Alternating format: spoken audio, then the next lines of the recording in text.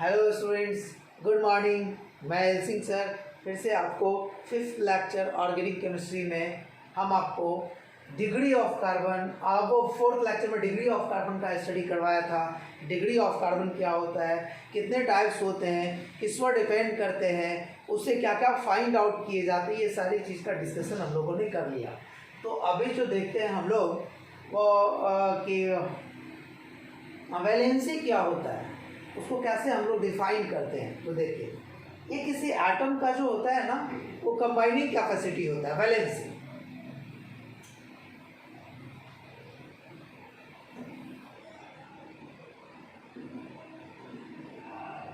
Valency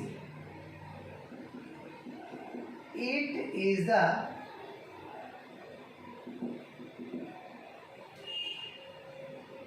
combining capacity of an atoms। ये combining capacity है atoms का, ठीक है। जैसे एग्जाम्पल में हम बात करें, वैलेंसी ऑफ ऑक्सीजन एटम मतलब O इन O2। अब एक छोटा सा बात बताया गया आपको कि वैलेंसी, अरे सिंपल लैंग्वेज है यार, जो कंबाइनिंग कैपेसिटी होता है ना, वही वैलेंसी होता है। अब देख लो जरा, O2 में कह रहा है ऑक्सीजन एटम का क्या वैलेंसी होगा, तो एटम का जो कंबाइनिंग कैपेसिटी होगा, तो देखो तो जरा O2 ऑक्सीजन के बारे में अभी हम लोग फिलहाल जब तक स्ट्रक्चर ऑफ एटम अच्छे से नहीं जान रहे हैं, sp-df वाइज सब सेल वाइज कॉन्फ़िगरेशन नहीं जान रहे, तब तक उसको अवॉइड करेंगे। तो हम लोग सेल वाइज देखेंगे। तो इसमें क्या होता है, 2 और 6। ये जो 6 है इसको कहते हैं आउटर इलेक्ट्रॉन, और आउटर इलेक्ट्रॉन का मतलब है वैलेंस इलेक्ट्रॉन। नहीं, वैलेंस इलेक्ट्रॉन एक ऑक्सीजन के पास आपको 6 दिखाया गया है, 6 दिखाया गया है। नहीं, अब देखिए जरा, ये 6 और 2 कितना हो गया, 8। ये भी 6 2 कितना हो गया, 8। तो कंबाइनिंग कैपेसिटी ईच ऑक्सीजन का कितना है, 2 का है।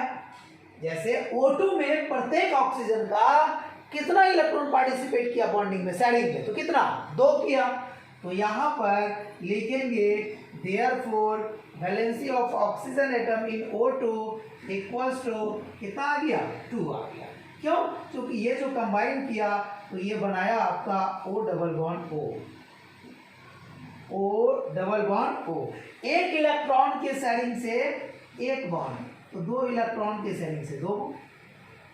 अब जो बच गया वो बच गया क्या, ये 2 गो बचा, ये 2 गो बचा, ये 2 गो बचा, ये 2 गो बचा।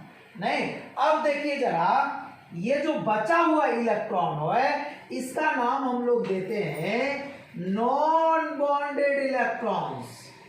Non bonded electrons. तो नॉन बॉन्डेड इलेक्ट्रॉन्स अगर पूछा जाए आपसे कितना, तो यहां देखिए तो नॉन बॉन्डेड इलेक्ट्रॉन्स के बारे में अगर पूछा जाए कितना, तो 1 2 3 4 5 6 7 8, तो नॉन बॉन्डेड इलेक्ट्रॉन्स 8 है। कहा जाए non bonded pair electron, non bonded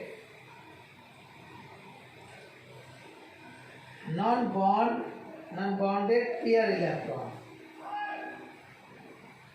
तो कितना हो गया, 4 हो गया। पेयर 1 2 3 हो गया 4। नहीं, अच्छा, अब आपसे पूछा जाए बॉन्डेड इलेक्ट्रॉन कितना है, बॉन्डेड इलेक्ट्रॉन्स कह रहे हैं, बॉन्ड पेयर इलेक्ट्रॉन्स नहीं कह रहे, नॉन बॉन्ड पेयर इलेक्ट्रॉन्स नहीं कह रहे, बॉन्डेड इलेक्ट्रॉन्स कह रहे हैं। तो बॉन्डेड इलेक्ट्रॉन्स इधर 2 और 2 2 कितना, 4 हो गया, इलेक्ट्रॉन्स कह रहे हैं। अब अगर आपसे पूछा जाए बॉन्ड पेयर इलेक्ट्रॉन्स कितना,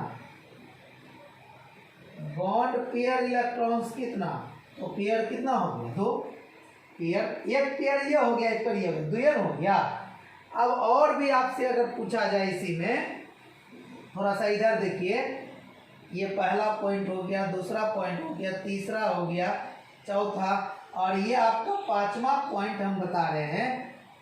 ये पांचवा पॉइंट तो पूछा गया number of lone pair, number of lone pair. Lone pair का मतलब होता है जो बॉन्ड में पार्टिसिपेट नहीं किया, ये पेयर है, एक पेयर, दो पेयर, तीन पेयर, चार पेयर, तो number of lone pair equals to कितना, 4।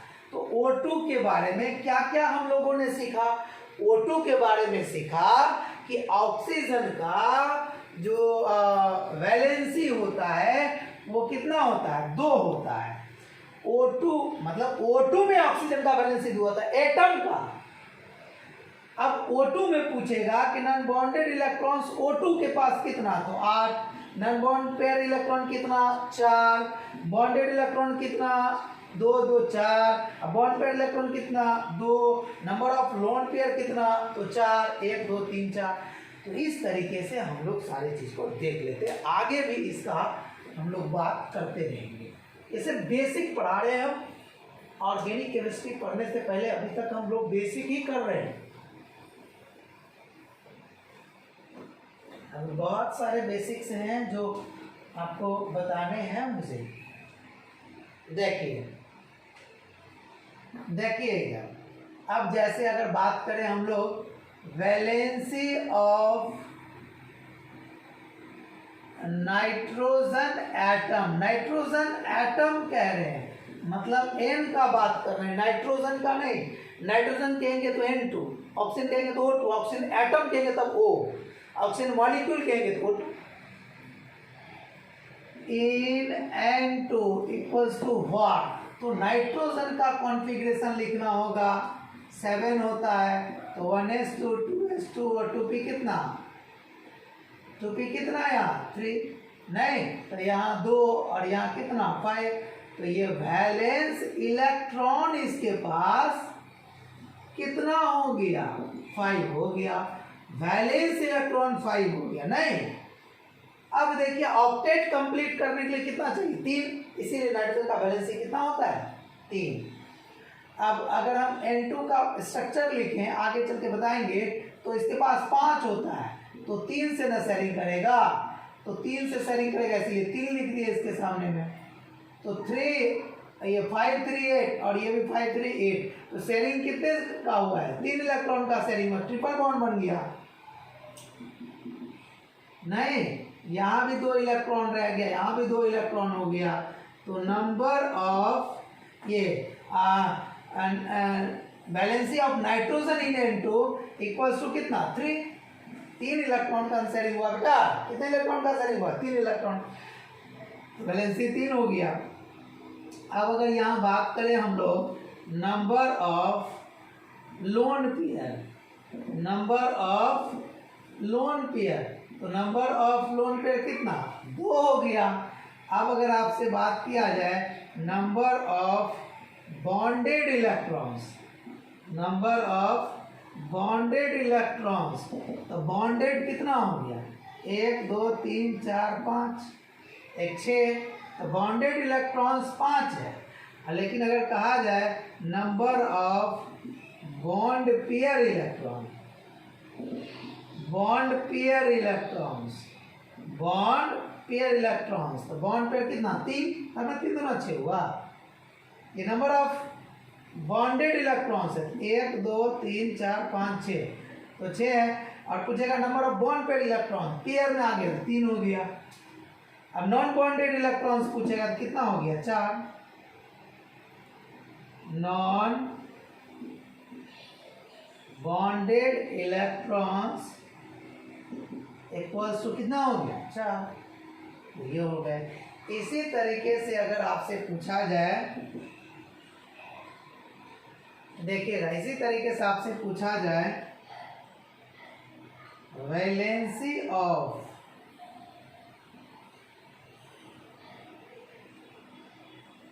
कार्बन एटम NC2 मॉलिक्यूल, नहीं तो व्हाट, तो C2 मॉलिक्यूल में आपसे पूछा जा रहा है वैलेंसी कार्बन का कितना होगा। तो हम लोग तो जानते हैं कि कार्बन का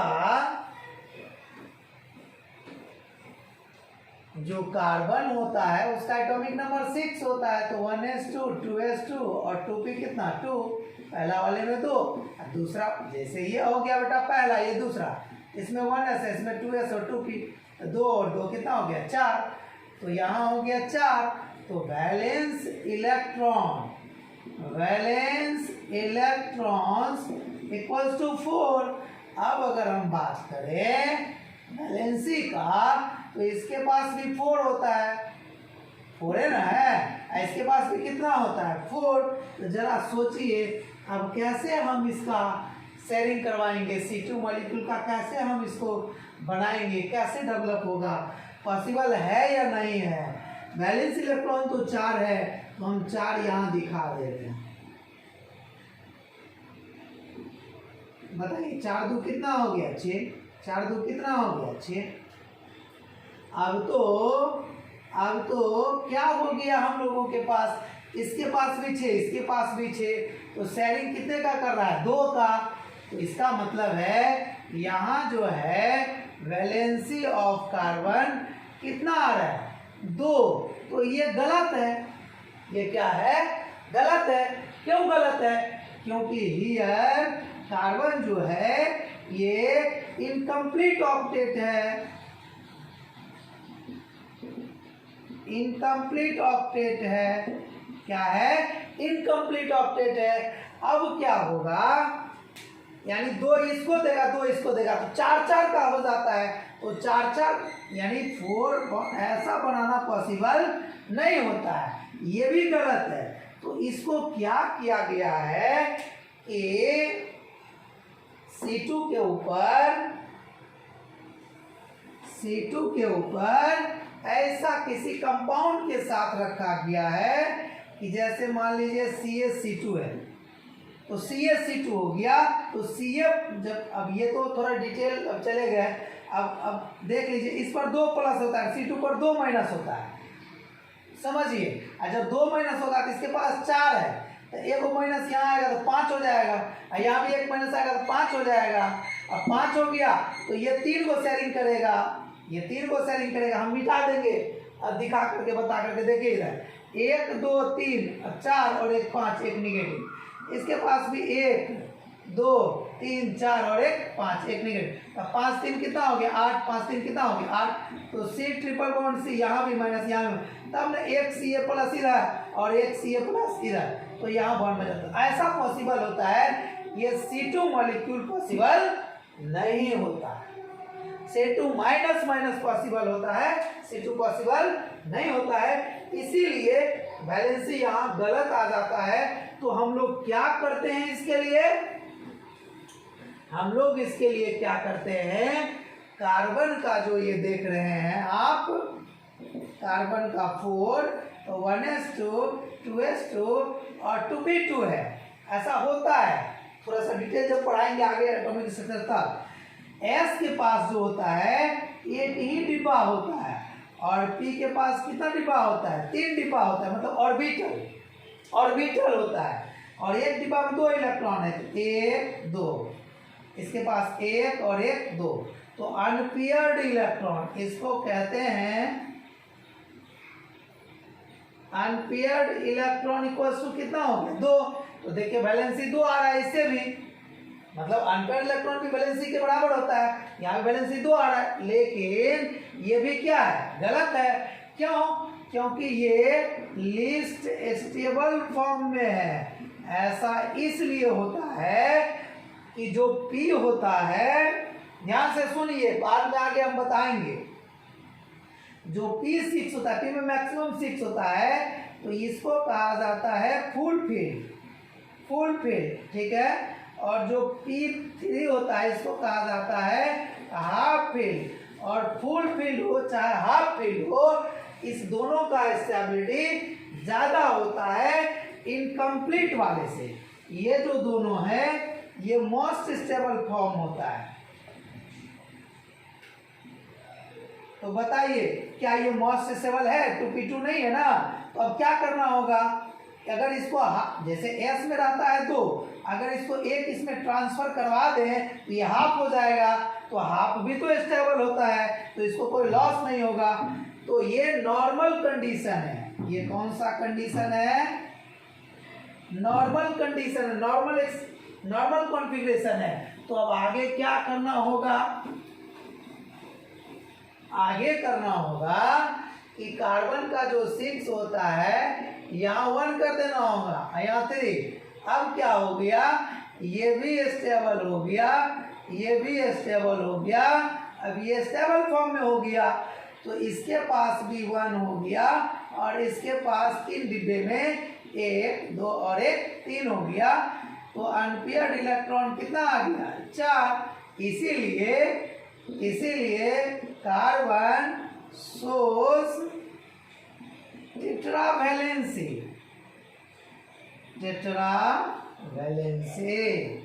क्योंकि वैलेंसी, ये अनपेयर्ड इलेक्ट्रॉन 4 है, तो वैलेंसी जो है जितना अनपेयर्ड इलेक्ट्रॉन होता है उतना ही बॉन्ड बनाता है। तो इसके पास अनपेयर्ड इलेक्ट्रॉन कितना है? 4। तो ये 4 मतलब 4 इलेक्ट्रॉन शेयरिंग में पार्टिसिपेट कर सकता है। तो जो शेयरिंग इलेक्ट्रॉन होता है वही कहलाता है वैलेंसी। यहाँ शेयरिंग इलेक्ट्रॉन कितना है? 4, इसलिए वैलेंसी कितना हो गया? 4। तो कार्बन टेट्रावैलेंसी शो करता है, ये 4 बॉन्ड बनाने का कैपेसिटी रखता है, इससे ज्यादा कैपेसिटी नहीं रखता है।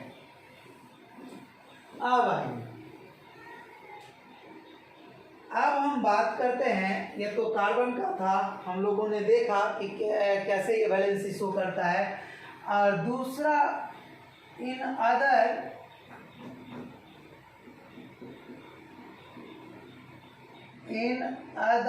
Terms valency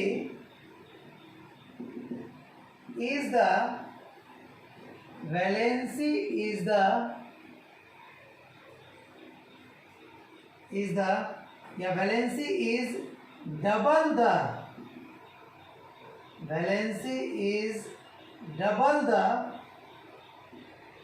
number of oxygen atom and number of, and नहीं और कहिए, और number of hydrogen atoms, number of hydrogen atoms which will combine with it, जो इससे कंबाइन करेगा, अगर हाइड्रोजन से कंबाइन करेगा तो एक हाइड्रोजन से कंबाइन करेगा तो उसका वैलेंसी 1 कर देगा। अगर 4 हाइड्रोजन से कंबाइन करेगा तो जिससे कंबाइन करेगा उसका वैलेंसी 4 कर देगा। अगर एक ऑक्सीजन कंबाइन करेगा जिससे, तो उसका वैलेंसी डबल कर देगा, 2 कर देगा। अगर 2 ऑक्सीजन किसी से कंबाइन कर रहा है तो उसका वैलेंसी 4 कर देगा, 2 दूना 4। तो देखिए, जैसे एग्जाम्पल में पूछा जाएगा valency of carbon atom in CH4 equals to क्या? अब जरा सोचिए, CH4 में कार्बन का वैलेंसी पूछ रहा है तो किसके टर्म्स में निकालेंगे? हाइड्रोजन और ऑक्सीजन के टर्म्स में। हाइड्रोजन, एक hydrogen, number of hydrogen atom, valency is the double the number of oxygen and और number of hydrogen atom. Hydrogen combine करेगा तो नंबर ऑफ हाइड्रोजन के बराबर होगा, ऑक्सीजन कंबाइन करेगा तो उसका डबल के नंबर के बराबर होगा। तो एक कार्बन से 4 हाइड्रोजन कंबाइन कर रहा है, जिसका वैलेंसी कितना हो जाएगा? कार्बन का 4 हो जाएगा। इसी तरीके से कार्बन का वैलेंसी पूछेगा इन CO2 में, तो एक कार्बन से एक ऑक्सीजन कंबाइन करेगा तो 2, तो 2 ऑक्सीजन कंबाइन कर रहा है, 2 ना कितना? 4। इसी तरीके से valency of sulphur in SO2, तो 2 दूना कितना? 4। इसी तरीके से valency of sulphur in SO3, तो 2 तिया कितना? 6। इसी तरीके से वैलेंसी ऑफ, अगर क्लोरीन का बात करें इन HCl तो कितना, एक, क्योंकि एक हाइड्रोजन कंबाइन किया नहीं। इसी तरीके से वैलेंसी ऑफ नाइट्रोजन एटम का बात करें इन N2 तो बताइए ये NH3 तो बताइए N का कितना 3 हो जाएगा। तो ये ओवरऑल आज हमने आपको वैलेंसी के बारे में बताया कि वैलेंसी क्या होता है। तो वैलेंसी कंबाइनिंग कैपेसिटी होता है, जो शेयरिंग इलेक्ट्रॉन होता है वही उसका वैलेंसी कहलाता है। दूसरे टर्म्स में बताया कि वैलेंसी हाइड्रोजन और ऑक्सीजन के बेसिस पर भी हम लोग फाइंड आउट कर लेते हैं। अगर जितना हाइड्रोजन उससे कंबाइन करेगा जिससे, उसका वैलेंसी उतना कर देगा। और अगर ऑक्सीजन कंबाइन कर रहा है तो एक ऑक्सीजन जिससे कंबाइन करेगा उसका वैलेंसी 2, और 2 ऑक्सीजन करेगा 2 दूना 4 कर देगा। तो आज यहीं तक। मेरे चैनल को जरूर से जरूर सब्सक्राइब करें और शेयर करें।